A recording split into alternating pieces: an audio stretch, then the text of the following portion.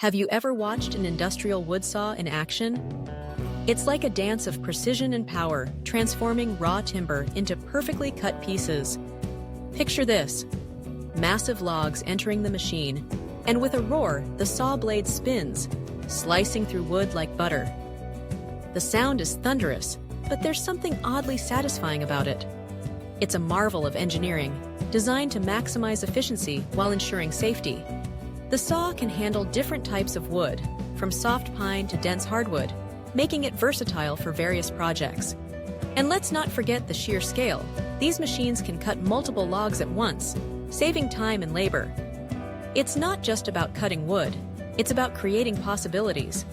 Whether you're a carpenter, a DIY enthusiast, or just curious about how things work, understanding the industrial wood saw opens a window into the world of woodworking and manufacturing.